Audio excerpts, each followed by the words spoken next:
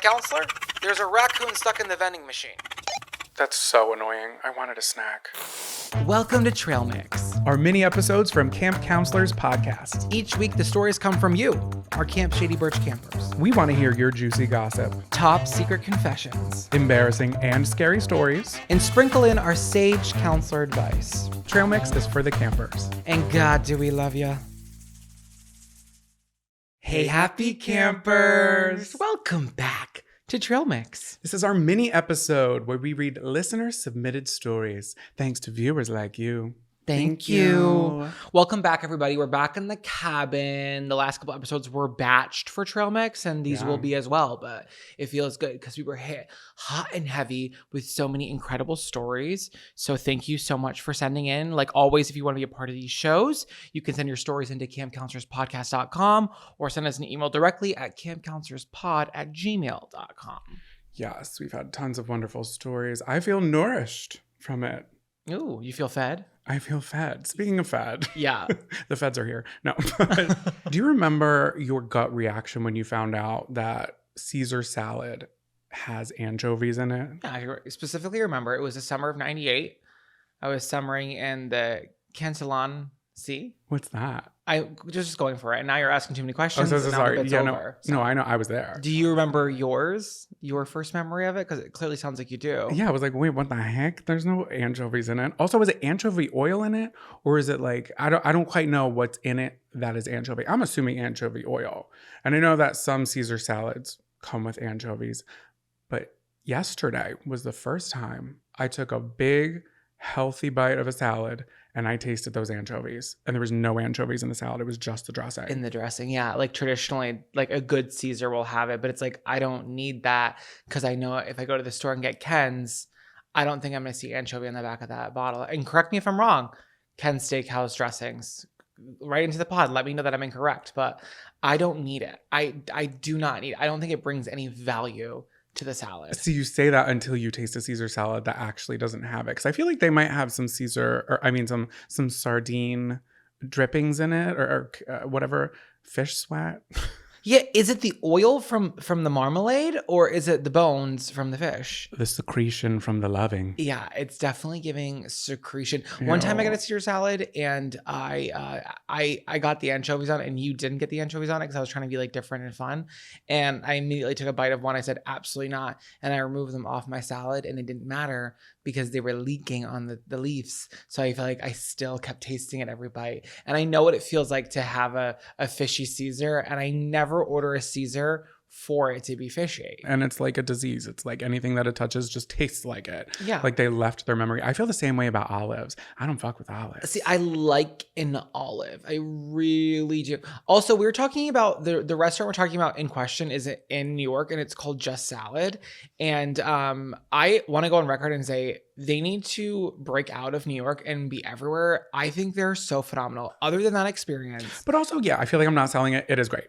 Yeah, I think you had it like, and because we're going to apologize because they made a fresh dressing and it was a little too fish. And that's how fresh it is because every dressing is a little different because they're making it to order. Yeah, someone's in the back. They're stomping the grapes. They're stomping the sardines to make the oil. No, not the feet on the fish.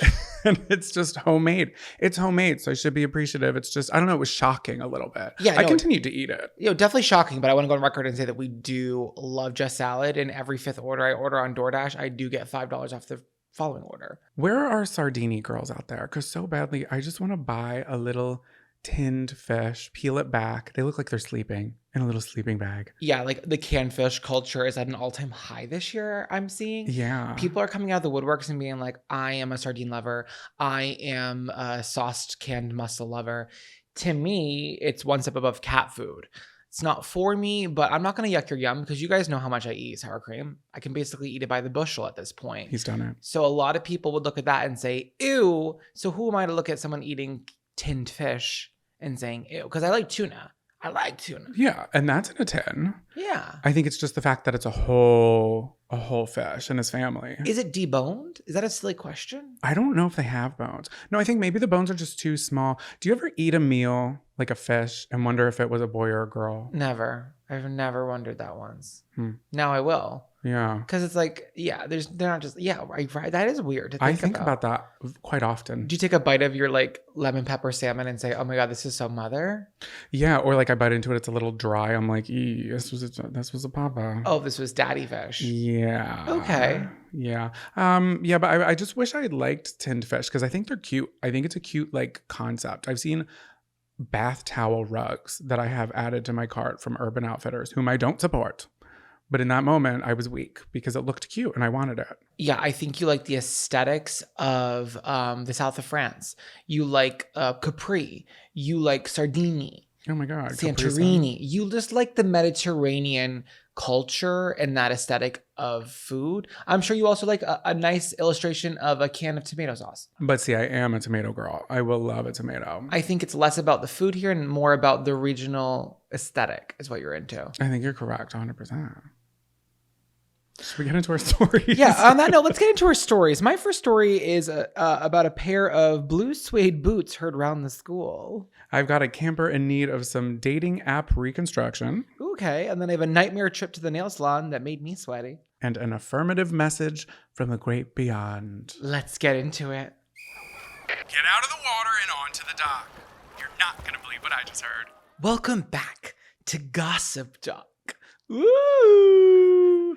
I want to hear some juice. Yeah. So much juice on this show is about us and the campers, but sometimes you guys write in, you're like, hey, this isn't my mess, this is somebody else's mess, and I want to share it. And this is certainly that. Give me that sweet and salty anchovy juice. And it's not sweet and salty, but it is sweet. Okay. Let's get into it. Hello, counselors. I've been a proud listener since day one, and this podcast has single-handedly gotten me through my commutes to my job at school where I teach. I remember you had an episode where you discussed teachers and shared stories. I have been dying to share this juicy story from my school. Now that my summer school program I used to teach got cut due to lack of funding, I've got all the time in the whole summer to sit down around the campfire and tell this tale. Well, I'm really sorry that the funding got cut, but thank you for taking the time in this to just be messy. I appreciate that. 7 years ago, one of the mothers of a second grader in my classroom became a lunchroom aide. In my school, they would hire parents to watch kids go absolutely feral at lunch while teachers took their lunch break. I should also note that we don't really have an actual lunchroom. It's technically the gym/auditorium/lunchroom all rolled into one. Did your mom do that? I feel like your mom is such a lunchroom mom. Yes, she did at Indian Prairie Elementary. That is like and Canterbury. Guys, I don't know how to describe this, but if you were to meet Jonathan's mother, like she is a lunchroom mom. Oh yeah, and she had a different whistle for each day of the week. I'm like, Mom, would you consider doing that? She's like, literally, my mom was like sneaking a cigarette. Like, absolutely not. Like, No, my mom always just loved working with kids. Yeah. Like when she wasn't doing that, she would like babysit all of these kids. It was like I would wake up in the morning and have literally like a family of the same kids. It was like 5 of them for years. It was like the same 5. Your mom is a volunteer queen. Mm-hmm. But I will say I can relate to this because I went to such a small school where the lunchroom and auditorium was rolled into like one kind of community space. So I can completely visualize what we're doing here. So for 2 hours a day, they would put tables down in the gym and the kids would eat. Now this mother, whom I will call Monica, began working as a lunch aide and seemed to actually be able to control the kids at lunch, which for us was a welcome change. Our gym teacher, Mr. Smith, rotated between 2 elementary schools in our district. He was there at our school usually around 3 times a week. Now I have to wonder if Mr. Smith went to that intensive camp that our last camper went to in the previous episode. Oh, maybe. I'm not sure. We'll have to reach out to Mr. Smith, but I don't know if we'll be able to at the end of the story.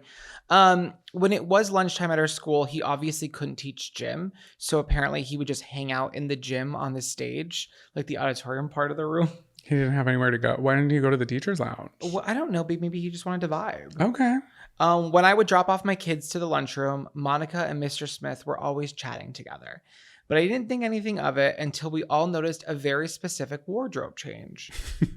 Bright blue suede high heel boots. She better just. She went to Burlington Coat Factory. She did. She found a pair of $33 suede little boots. I can picture them completely. Oh, I can see what she's looking at herself in a full-length mirror and she goes, "Why, Miss Monica, I reckon you can steal any man's heart." I need more detail. I know that seems greedy. Like, are these like kind of those like the ankle length are I really want them to be like a thigh high slouch. Yeah. Like that's classic. what I want them to be. I don't think they're that insane. I don't think so either. Like she's not Mary J. Blige here, but maybe she is. She could be. Who knows? I kind of want it to be a cowboy boot, but that's just not the case. Yeah, no, it's suede. I know. Yeah, it's probably a little ankle moment. Yeah. Okay. But either way, I know she looks great. She looks. You don't buy a pair of blue suede boots like that and not look good. Elvis wrote a song about it. Like seriously, high heel too. How high? We gotta get into this. Wearing high heels is never a good choice for an elementary school teacher or aide, but in the lunchroom, that's a recipe for a major disaster. I'm going to argue that for a minute. My best friend Carly hiked Mount Washington in boots. Facts. Actually, I'm not sure if it was Mount Washington. It was in Acadia. It was like the bubble. She did a major hike that was 3 miles in boots and didn't fall once. And then Kira wore boots and took them off at a concert as soon as you got there and was barefoot. Yeah. Seeing Kesha. No, it wasn't Kesha. It was Justine Skies. And she checked the boots at CoCheck. And the girl was like, wait, what? She's like, yeah, I'm checking these. And because they weren't her size. They were Ellen's size. She was already, they were tight on her feet. That's not true, Ellen. But I'm just saying some girls can wear boots that maybe she could handle it in the lunchroom. Let's give Monica some credit. It also seemed like a very weird choice of shoe for her to begin wearing all of a sudden. We began noticing a pattern. Monica didn't wear them every day. Mm-hmm. She only wore these bright blue suede high-heeled boots specifically on the days Mr. Smith was scheduled to be at the elementary school. Monica made sure her outfit was on point with those boots on those 3 specific days. The other 2 days, she wore a t-shirt, jeans, and Nikes. So it's a completely different outfit on the other days. They were always in their lunchroom together, and he would follow her as she brought the classes back to their home rooms. Okay. So they were buddy-buddy. Obviously, rumors were running rampant, as it does at any school. No one said anything to Monica or Mr. Smith, and my principal was truly oblivious to everything going on as well. Well, you can't approach it if there's no fact. It's all just kind of hearsay. Well, yeah, but would that also be an issue? Because she's not technically an employee, unless she? Yeah, she's an employee. Of course she is. She had to get a quarry check and stuff. She got a W-2? Yeah, of course. She's getting paid. Okay. One December day, it all changed. Rumors became facts. Suspicions became certainties. Campfire, you had the time and you gave it to us. A Facebook post made by Monica's husband outed both her and Mr. Smith. A husband. I wish I could remember the post word for word, but since time has passed, and sadly I cannot. I do remember the best parts of what he said, so here are the highlights. The husband said Monica and Mr. Smith would hook up in a car parked 2 blocks away from the school on his prep periods. His prep? Come on. It's like, what are we pumping up the basketballs? Monica bought several Christmas gifts for Mr. Smith, including an expensive watch, which her husband said, hope he enjoys since it was bought with his money, not hers. Oof. So he's financing Mr. Smith's new Rolex. Love that. So Monica did buy the bright blue suede high-heeled boots to impress Mr. Smith. And he hoped Mr. Smith enjoyed ruining Monica's family, in addition to Mr. Smith's own family, whose wife just recently had a baby in the past year. I'm not Team Monica anymore. So Mr. Monica, he said, I have receipts and I'm going to ruin her life. This is the thing, you guys. I love mess. And I have had my own share of personal mess. You will never catch me airing my dirty laundry out on social media.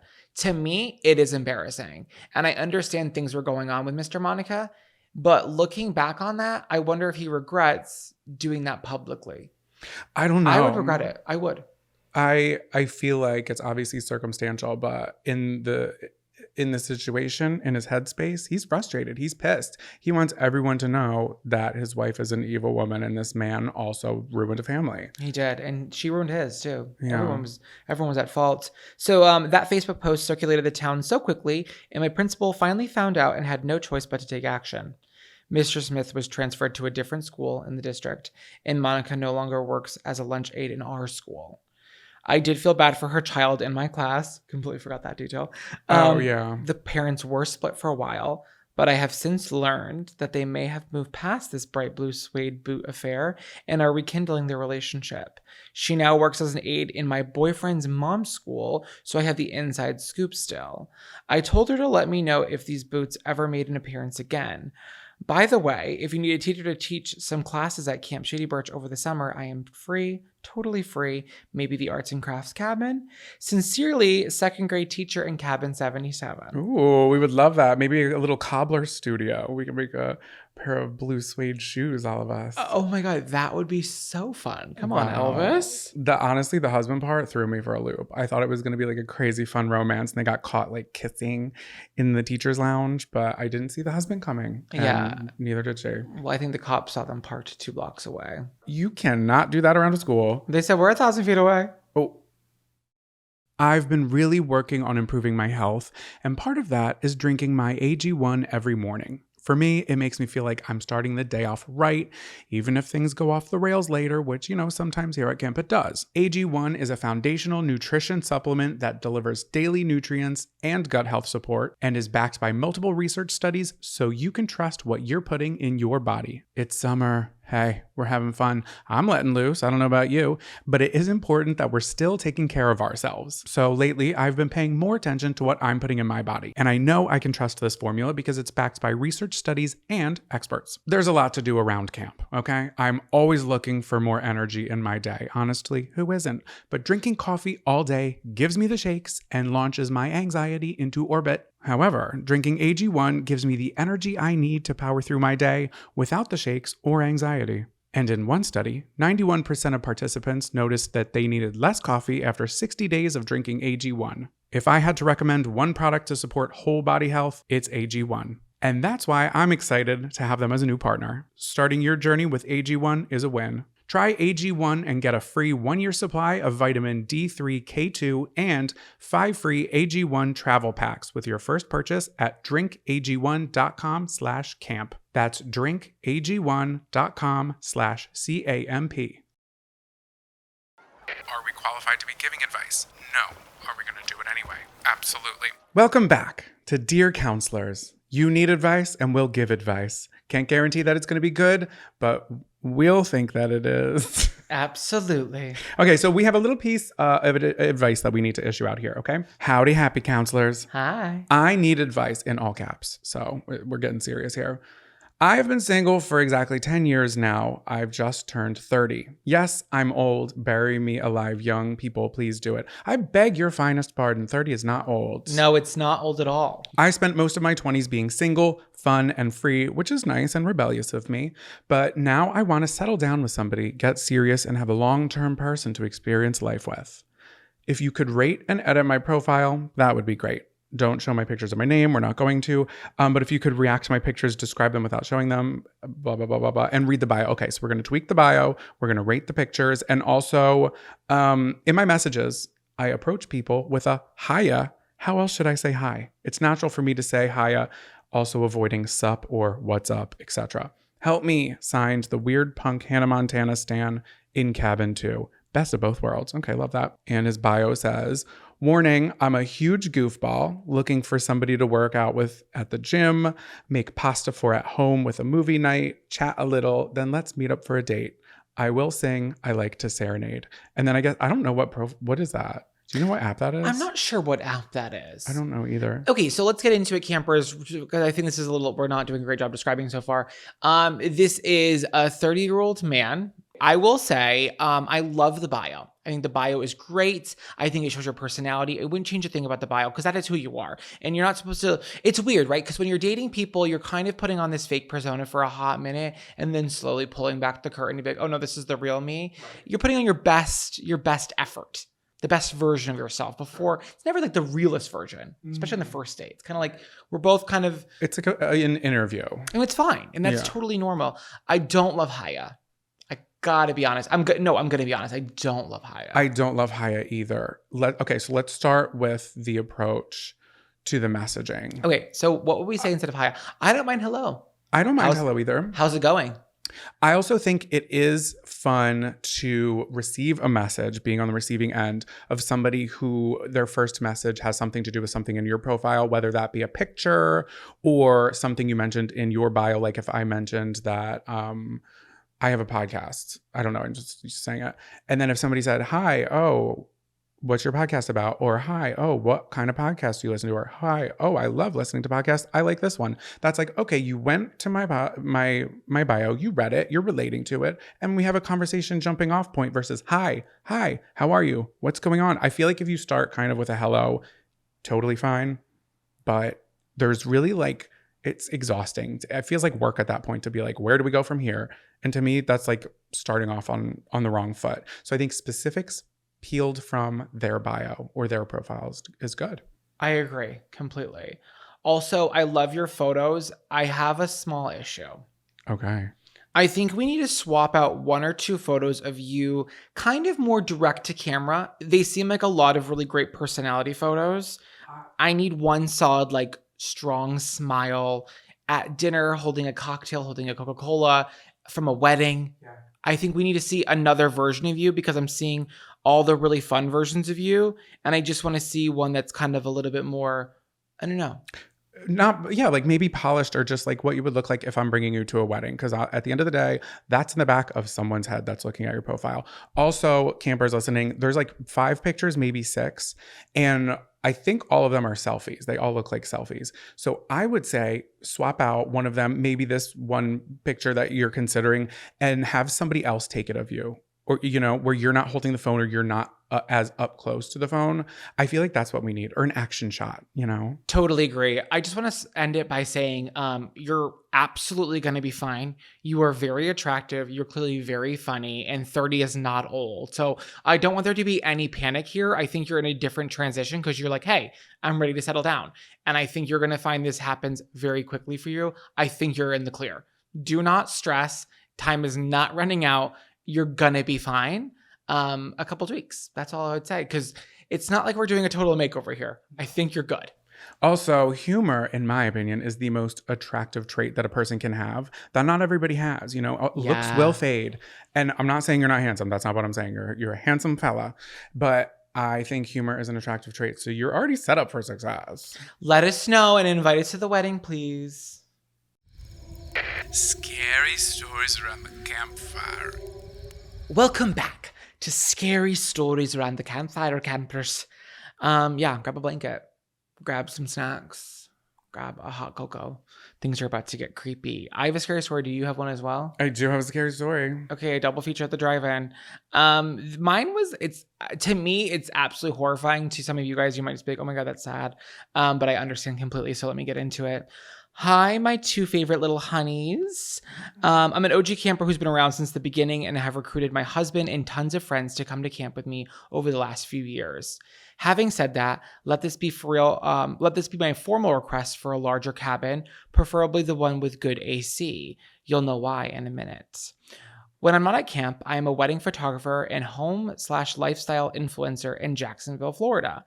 I am pregnant with our first baby who's due in September, and he'll probably come out saying, hey, happy campers, because you are all I play all the time. Congratulations on the baby. Congrats. That's a frightening thought. A really cute, really charming, but frightening thought. Oh my God, can you imagine? He comes out with like a stick, a roasted marshmallow on a stick. Are you going to name him Sandwich?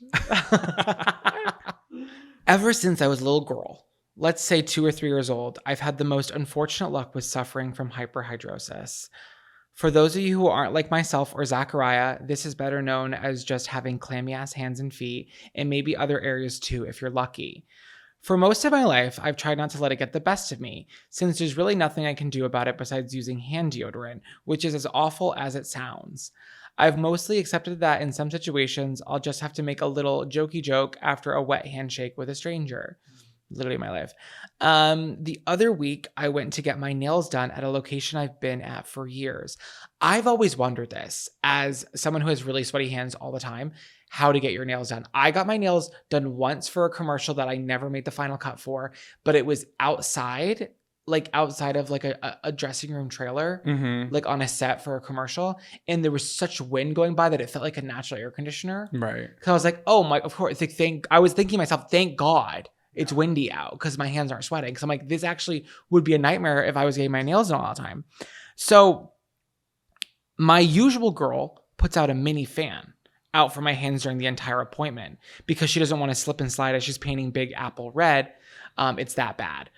I'm like, okay, that makes sense. So a little mini fan. I like that. Well, this particular day, my tech was out sick, so I was stuck with an older lady who I'd never met before. The thing about hyperhidrosis for a lot of people is that besides warm weather and overall being hot natured, excessive sweating can also be triggered by stress or anxiety. 100%. So as a people pleaser trying to win over my new nail tech, who is in any moment would be holding on to my increasingly clammy dead fish hands for 45 minutes straight, I was starting to stress a little. I showed her my color. She motioned for me to sit down in the leather chair, and I laid my hands on the table in between us, after wiping them on my shorts, of course. Zachariah, when I tell you she grabbed my hand to start filing the old gel off and immediately threw my entire arm back at me and gasped, "Threw it." Girl. More than a few people looked in our direction and started staring. She looked at me both apologetically and in disgust. I don't think she meant to do that. I think it was just more of a reflex at touching something that literally grossed her out. She gets up out of her seat, kind of flustered, starts mumbling things to the other employee, frantically looking for another nail tech's desk in search of something. I'm thinking, praise God, she's going to get the hand fan. But what does she get? An enormous beach towel. She comes back, sits down, and starts wiping the shit out of my hands with this huge towel that was dragging on the floor. Oh. The entire salon is now staring. Anyone who's had sweaty hands know that for the most time, wiping it away doesn't work for very long. So 30 seconds later, she's wiping my hands again, hard. After a few rounds of this, she looks at me, points at my hands, turns the palms over, and just loudly asks, "Why?" I know she doesn't mean it offensively, but in that moment, I think I felt my brain shrivel up and fall down to my ass. I could have died right there. I just awkwardly smiled at her and said, "I'm so sorry. Pregnancy hormones makes me sweaty. LOL, if she only knew." After pretty much blacking out the rest of the visit, contemplating a spinal tap or Botox in my hands for treatment, the cherry on top was getting up to leave. I stood up so quickly that my sweaty legs from all the stress stuck to the leather seat, and the sound of me ripping my skin like Velcro literally reverberated off the walls, like a fart. Safe to say, I don't think I can return to that location. Oh well, the crosses we bear. Anyways, love you both, and I hope to give you a little giggle to anyone else who understands the life of being a hyperhidrosis survivor. Us sweaty gals have to stick together. We probably already are. Love, cranking up the AC in cabin 3.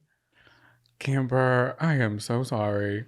It is like, it's a nightmare to read that story because I'm actually sweating thinking about my hands are wet right now thinking about it.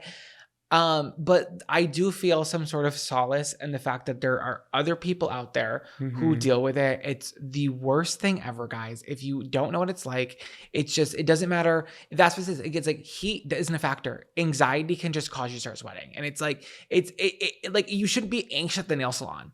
No, and also as an outsider, from the outside looking in, I don't have hyperhidrosis, but I've been with you in experiences where it truly can like ruin a whole situation. And it's, you know, something that you can't really stop. I mean, you can do Botox depending on where it is because it's different for everybody who has it, but it's just a bigger struggle than just sweating, you know? Yeah, the Velcro part did make me laugh though. I was like, oh my God, of course, cherry on top right there. If you do have hyperhidrosis, campers, I am on glycocoprolate. I think it's working really well. There is some side effects like dry mouth. Also, my hair is falling out right now, and that could be because of that. We're not sure. So yeah, there is no cure. I think you're just a sweaty camper for the rest of your life. But guess what? Camp Shady Birch is sweat friendly here. Even though our ACs are all broken. Yeah, honestly, our AC is not on right now because we're recording the podcast. And I would love it because right now where my calf is touching my knee, I'm sweating right here. So yeah. This episode of Camp Counselors is sponsored by BetterHelp.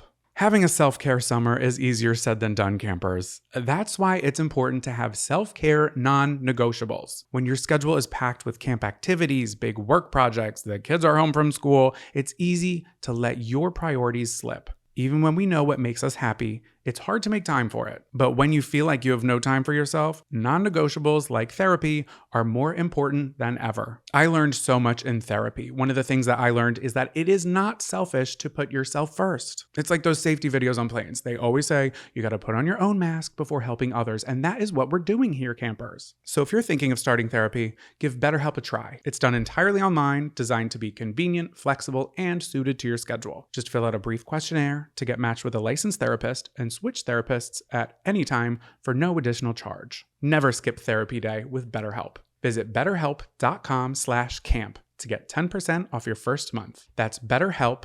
HELP.com/CAMP. BetterHelp.com/camp. All right, my turn, campers. Hi, counselors. 21-year-old college camper here. This story might be a bit creepy, but when you know grief, it just makes your heart happy. In April of 2023, I unexpectedly lost my father to mental health battles after my parents' divorce just 2 weeks prior. As you can imagine, I needed the podcast episodes more than ever during this time. I am so sorry for your loss, camper. Since then, I have always looked for signs, whether it's our song on the radio or one of his many catchphrases that he said. One night, I had a dream that seems like more than a dream. I was in a mall I had never been in before, which also had an indoor arcade. To put it bluntly, this was a mall for kids to visit their dead parents. I spent the whole dream walking around talking to my dad, playing air hockey or table tennis, 2 games which we always played. And at the end, we didn't have to say goodbye. I just woke up. That dream means more to me than anything, but it didn't stop there. A few weeks later, after I had that dream, we entered a car in the demolition derby at the state fair. Hello, small town fun. We had painted our car in honor of my father and painted a second car in honor of his best friend who had passed away from cancer years before. We enter this derby every year, but typically our cars die on their own before we even get too beat up. This year, our car couldn't die. We lost tires, the ability to go forward, and even had some flames. But sure enough, my dad's car beat every other car in the ring and we won. The car's name was 10-4 Big Buddy, which was always my response to his famous 10-4 Little Buddy I had heard growing up all my life. That night, our second car also won. My dad and his best friend reunited again and working together for the win. I got in my own car at the end of the night, and as one final sign, our song came on the radio, and I cried all the way home. Oh my God. The next day, I moved into my college apartment where I reconnected with a boy, and we've since fallen in love. It hurt knowing that I had found the one, but he never got to meet my father. Oh, God. Then one day, my love called me Little Buddy in passing as a cute nickname, out of all the nicknames he could have chosen. He has no idea that that's what my dad called me and that was his nickname for me, but I took it as a sign that my father approved. There is nothing that fills the hole left by loss more than knowing your lost loved one is out there somewhere communicating to you any way that they can. To anyone going through grief, always remember, grief is just love with nowhere to go. Love you, Dad. Love you, counselors. Love the camper in cabin 10-4. Grief is just love with nowhere to go. A very incredible story. And see, I believe in signs like that. I've said it before in the show. There is too many. That's all true. You know what I mean? I do believe that we can connect with people from beyond through special messages like that. Teresa Caputo taught it to my face. It's not always a cardinal. Sometimes it's a car in the demolition derby. Amen. Well, thank you all for sharing your stories. If you have a story you want us to read, you can send it into campcounselorspodcast.com or campcounselorspod@gmail.com. We do have a lot in the backlog. Like these emails were coming from a couple months ago. So if you already sent in, we might be reading it. We're just a little backed up because we have a bunch of stories, a bunch of great stories. So thank you so much for participating in Trail Mix. Yeah. And with that being said, lights out, campers.